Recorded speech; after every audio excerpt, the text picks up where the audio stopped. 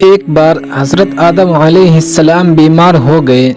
اس سمے ان کی عمر 1000 سال تھی۔ حضرت آدم علیہ السلام نے اپنی زندگی کا ایک لمبا حصہ جنت میں بتایا تھا۔ جب ان کی زندگی کے آخری دن نزدیک آئے تو انہیں جنت کی نعمتوں اور وہاں کے پھلوں کی یاد ستانے لگی۔ انہوں نے اپنے سبھی بچوں کو بلا کر کہا، میرا آخری سمے قریب ہے، مجھے جنت کی بے حساب نعمتوں اور وہاں کے پھلوں کی یاد آ رہی ہے۔ کیا تم میرے لیے جنت کے کچھ پھل لا سکتے ہو؟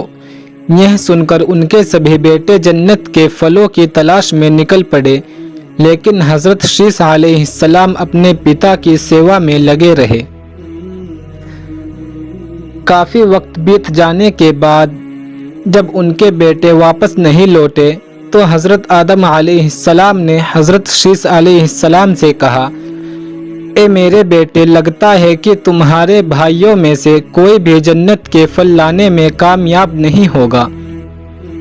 شاید انہوں نے اللہ سے مدد مانگنے کی دعا نہیں کی ہوگی، مگر میں اللہ کے اتنے قریب نہیں ہے کہ ان کی دعا قبول ہو تو میں اس دنیا میں جنت کے پھل کیسے لا سکتے ہیں؟ لیکن تم اللہ کے قریبی بندے ہو، میرا یقین ہے کہ اگر تم اس پہاڑ پر جا کر اللہ سے دعا کرو گے تو اللہ تمہاری دعا ضرور قبول کرے گا۔ حضرت شیث علیہ السلام نے جواب دیا، ابا جان، آپ دنیا کے پہلے رسول ہیں۔ اللہ رب العزت نے آپ کو اپنے ہاتھوں سے بنایا ہے۔ اگر آپ اللہ سے دعا کریں گے تو وہ ترنت آپ کی خواہش پوری کرے گا۔ حضرت آدم علیہ السلام نے کہا، جب میں جنت میں تھا تو میں نے اللہ کے حکم کی خلاف ورزی کرتے ہوئے گندم کا پھل کھایا تھا۔ تب سے مجھے اللہ سے کچھ مانگنے میں شرمندگی محسوس ہوتی ہے، لیکن تم پاک ہو، تمہارے پاس کوئی گناہ نہیں ہے۔ مجھے یقین ہے کہ اگر تم اللہ سے دعا کرو گے تو وہ تمہاری دعا قبول کرے گا۔ اپنے پتا کی بات مان کر حضرت شیث علیہ السلام اس پہاڑ پر گئے جو ان کے پتا نے بتایا تھا۔ وہاں پہنچ کر انہوں نے اللہ رب العزت کے سامنے ہاتھ اٹھا کر دعا کی، اے میرے مالک، آپ کے نبی آدم علیہ السلام نے جنت میں آپ کی نعمتوں کا آنند لیا، اب ان کی زندگی کے آخری پل ہے، وہ جنت کے پھلوں کی خواہش رکھتے ہیں۔ اے میرے پروردگار، اگر آپ میری اس گزارش کو پورا کریں تو میں ہمیشہ آپ کا شکر گزار رہوں گا۔ حضرت شیث علیہ السلام کی دعا سن کر اللہ رب العالمین نے جبرائیل علیہ السلام کو حکم دیا، اے جبرائیل، میرے نبی شیث اپنے پتا آدم کے لیے جنت کے پھلوں کی فرمائش کر رہے ہیں۔ جنت کے سب سے بہترین پھلوں کو سنہرے پنجرے میں بھر دو، اسے جڑی دار ڈھکن سے ڈھک کر جنت کی سب سے خوبصورت حور کے سر پر رکھ کر شیث کے پاس بھیجو۔ اللہ کے حکم پر عمل کرتے ہوئے جبرائیل علیہ السلام نے جنت کے پھلوں کو سنہرے پنجرے میں رکھا اور اسے ایک خوبصورت جنتی حور کے سر پر رکھا۔ پھر وہ حور کے ساتھ اس پہاڑ پر اترے جہاں حضرت شیث علیہ السلام اللہ سے دعا کر رہے تھے۔ حضرت شیث علیہ السلام نے جنتی حور سے پنجرا لیا اور اسے لے کر اپنے پتا حضرت آدم علیہ السلام کے پاس پہنچے۔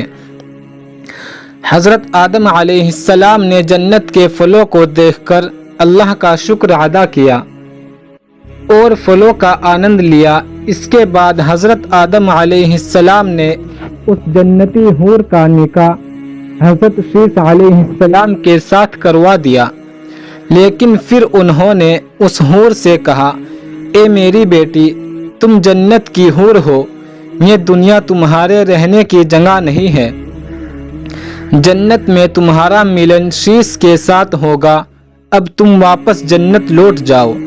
حضرت آدم علیہ السلام کی بات سن کر وہ کر کے واپس جنت لوٹ گئے۔ کچھ سمے بعد حضرت آدم علیہ السلام نے حضرت شیث علیہ السلام کو بلا کر کہا، اے بیٹے، میرا انتم سمے نزدیک ہے، سبھی بھائیوں کو اکٹھا کرو تاکہ میں انہیں اپنی آخری وصیت اور نصیحت کر سکوں۔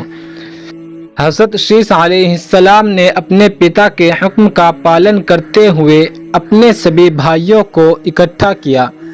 جب سبھی بچے اکٹھا ہو گئے تو حضرت آدم علیہ السلام نے کہا، میرے بچوں، میرا انتم سمے قریب ہے۔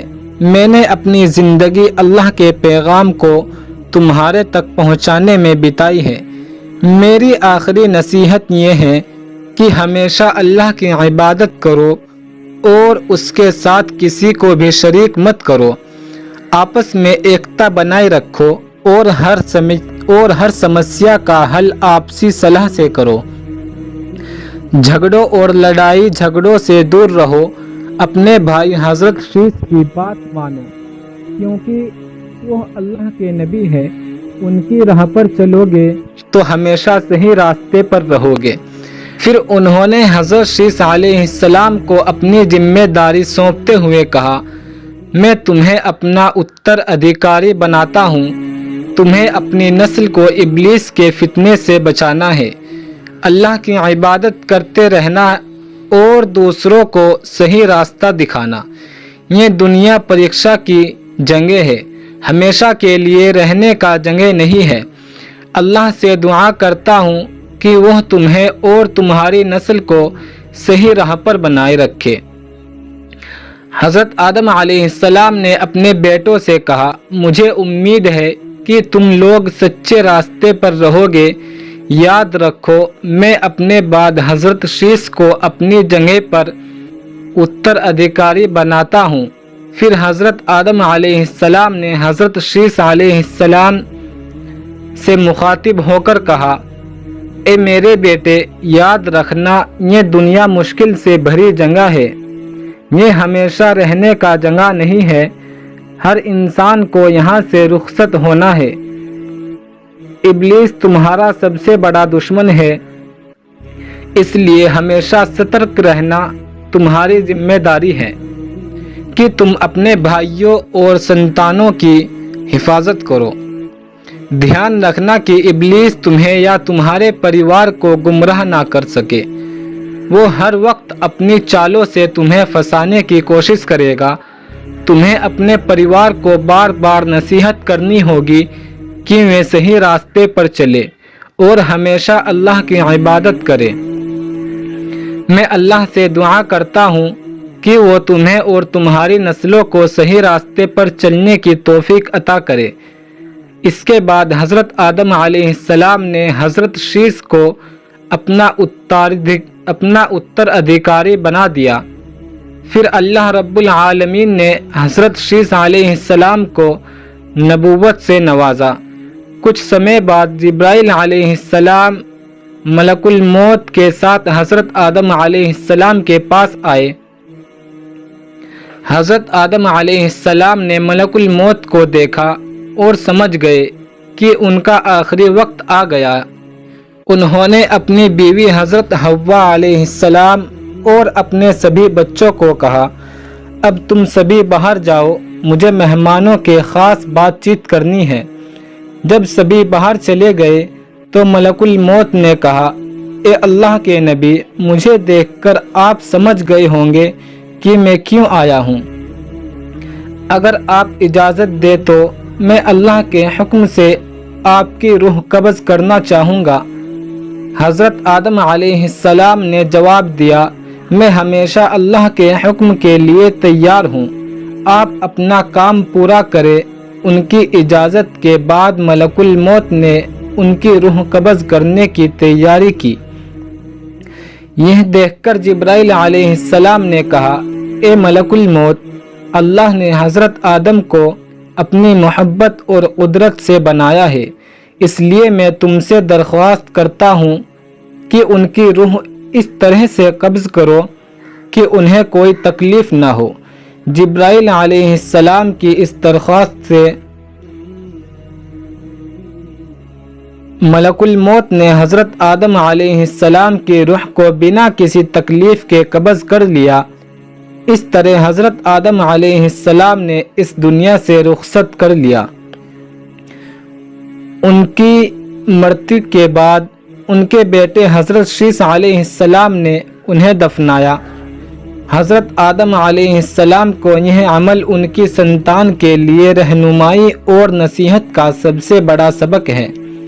انا للہ و انا الیہ راجعون۔ حضرت آدم علیہ السلام نے اس دنیا کی موہ مایا کو چھوڑ کر اپنے پروردگار کے پاس لوٹ گئے۔ ان کی آنکھیں بند ہو گئی اور انہوں نے آخری سانس لی۔ ان کی اس جدائی نے ان کے پریوار کو گہرے صدمے میں ڈال دیا۔ ان کے بیٹے اور پتنی حضرت حوا علیہ السلام اس عقل پنیے غم سے احاطہ ہو گئے۔ حضرت حوا علیہ السلام اپنے شوہر کے پاس بیٹھ کر روتے ہوئے کہنے لگی، اے میرے پریے، اللہ نے ہمیں جنت کی نعمتوں میں رکھا، پھر ہمیں اس دنیا میں بھیجا۔ ہم نے ہر سکھ دکھ اور ہر ملک کا سامنا ایک ساتھ کیا، لیکن آج تم مجھے اکیلا چھوڑ گئے۔ اب میں کس سے اپنی باتیں کروں گی، کس کا سہارا لوں گی؟ ان کی مرتے کے بعد ان کے بیٹے یہ طے نہیں کر پا رہے تھے کہ حضرت آدم علیہ السلام کو کیسے دفنائے۔ انہوں نے پہلے کبھی کسی انسان کو دفناتے نہیں دیکھا تھا۔ اس سمسیا کو حل کرنے کے لیے اللہ رب العالمین نے جبرائیل علیہ السلام کو بھیجا۔ جبرائیل علیہ السلام نے حضرت شیث علیہ السلام کو دفن کفن کا صحیح طریقہ سکھایا۔ ان کے مارگ درشن کے انوسار حضرت آدم علیہ السلام کو شرن دیپ کے ایک پہاڑ پر دفنایا گیا۔ آج کی ویڈیو میں بس اتنا ہی۔ ویڈیو اچھا لگا تو ویڈیو کو لائک کر دو اور اپنے دوستوں کو شیئر کر دو، اور ایسے ہی ویڈیو دیکھنے کے لیے ہمارے چینل کو سبسکرائب کریں تاکہ آپ کو سبھی نئے ویڈیو کی جانکاری ملتی رہے۔ اللہ حافظ۔